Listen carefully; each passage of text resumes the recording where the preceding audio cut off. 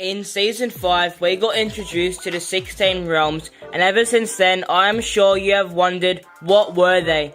Sure, in Season 5, we knew that Ninjago and the Underworld were realms, and we also got introduced to the Cloud Kingdom, and we even found out that Chima was a part of the realms as well, even though it isn't a realm itself, as we learnt in Dragon's Rising Season 2.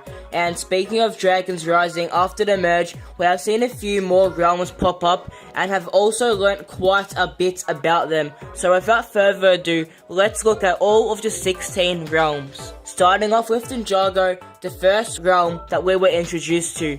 So, as we know, the first Fujitsu master created Ninjago using his powers of creation, and we also know that during a fight with the Overlord, the first Fujitsu master split Ninjago into two, being the mainland and the Dark Island. And we will start off with the mainland since we know a bit more about it. Starting in Ninjago City, which we don't even know if that exists anymore post-merge, but pre-merge, it was almost always getting attacked from whether it be the Overlord or snakes. And moving on to the Wailing Alps, which have only appeared in one episode in Season 5, where the ninja were climbing to get to the Blind Man's Eye, and you can pretty much think of it as Ninjago's Mount Everest. We also have the City of Styx, which is a city built on sticks, as the name suggests, and it is also built on top of water and is home to characters such as Rodin. There's also Primeval's Eye, which is basically just a huge jungle, and it also houses the Oni Temple, which used to have the Mask of Vengeance inside of it. But if we move off the main island, there are a couple of other smaller islands that we know of. First being the lighthouse that Dr. Julian used to live in. The second is Tiger Widow Island, which has a massive spider in it with venom that can slow down a djinn. And finally the Uncharted Island from the island, which is home to these dumb purple people. And now onto the Dark Island, and there's really only one landmark there worth talking about, and that is obviously the Temple of Light. And other than that, it is pretty deserted from what we see in Season 2. Alright, so now that Ninjago is out of the way, the rest of the realms won't have anywhere near as much information to talk about, especially the Underworld, which is our next realm. So the Underworld is the home of the Skulkin, and the resting place for disgraced warriors according to the Ninjago wiki. Some of the most famous characters who have lived in the Underworld are Samukai and Garmadon, who was banished there by Wu, and also Klaus, who became the Underworld King. But we don't know if that is canon or not, because it happened in the book series The Dark Island Trilogy. A similar realm to the Underworld is the Kingdom of Madness. The Kingdom of Madness is home to the Mountain of Madness, which I assume is the mountain Wu and Garmadon climbed on, and also the Craggling Village that we saw in Dragon's Rising Season 1. And also, thanks to Dragon's Rising, we also know that the Realm of Madness isn't just a bunch of rocks, because they also have the Administration. And all you need to know about them is that they think they have full control of the merged realms, when in reality they are irrelevant and they all have to fill out paperwork before they do literally anything. And probably the most interesting realm of the lot is the Cursed Realm, because the Cursed Realm is located inside of the Preeminent. Other than that, we don't know much about it, other than that it is the home of cursed souls. We also know that Nia destroyed the Cursed Realm in Season 5, and the Ninjago Wiki says the Preeminent and the rest of the inhabitants moved on into the Departed Realm after the destruction of the Cursed Realm. And speaking of the Departed Realm, let's talk about that next. So this realm is where all the souls of anyone from the 16 realms go after they die. But now that it has merged with all of the other realms, it is unknown whether anyone who lived in the Departed Realm before the merge can now just come back to life. Well, at least according to the wiki, we now know that after the merge, the inhabitants of the Departed Realm were able to choose to transition to an unknown state of existence beyond the known afterlife, and pretty much everyone other than Moro chose to do this. And as we know, Moro is now the only inhabitant of the Spectral Lands, which is a combination of the Cursed and Departed Realm.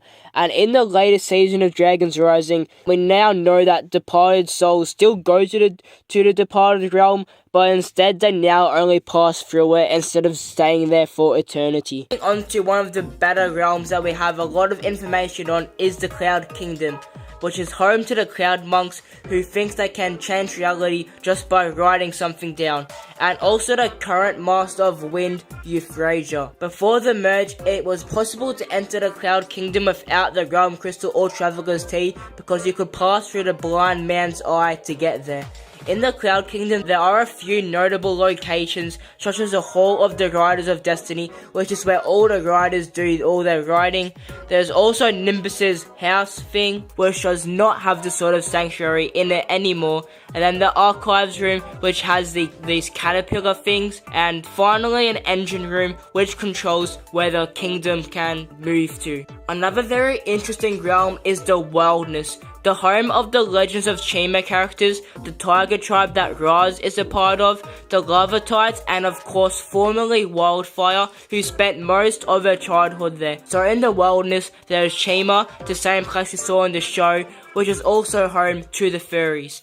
There's also the Lava Wastes, which is a desert looking place, and finally the Forest of Spirits, which is just a dark forest. Another one of my favorite realms is Ninjago, which has a very interesting story to it.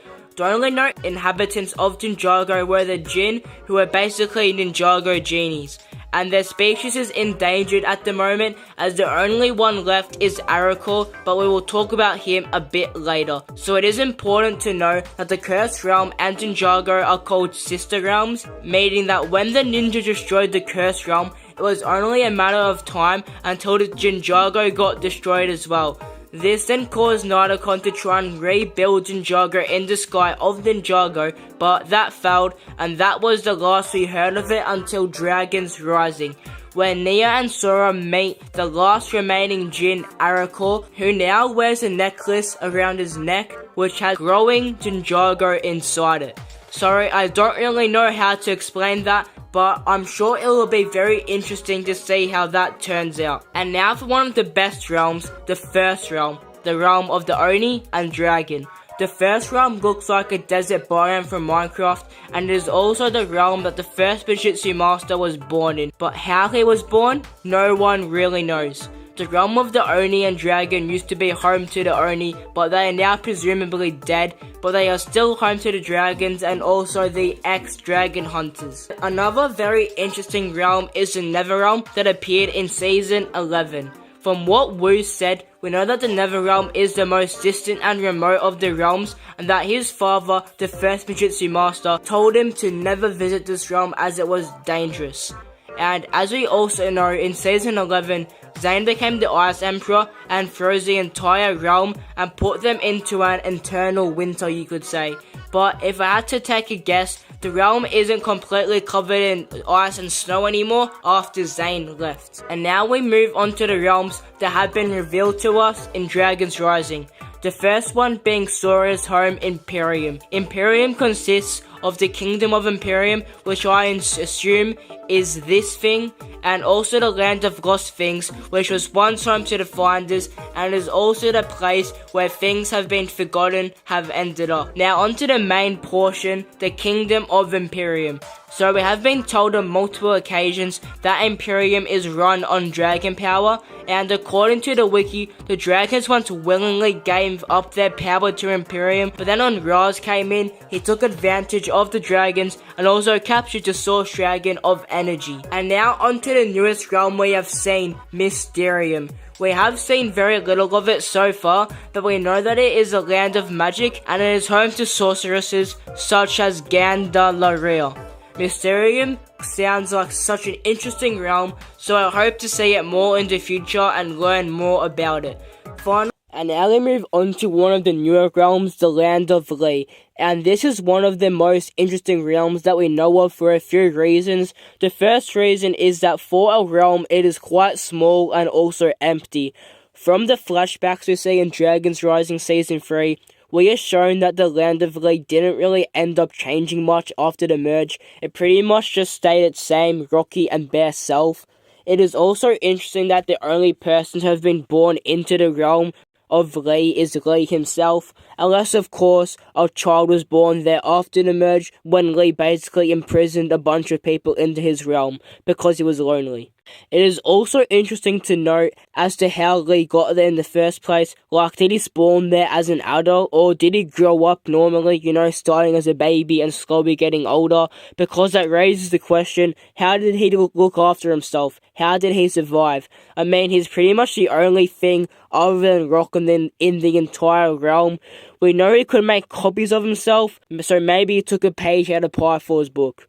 Anyway, other than my speculating, we don't really know all too much about this realm, but I certainly hope that we get to find out more about it, because the realm of Leasoff was some of my favourite parts from Dragon's Rising Season 3.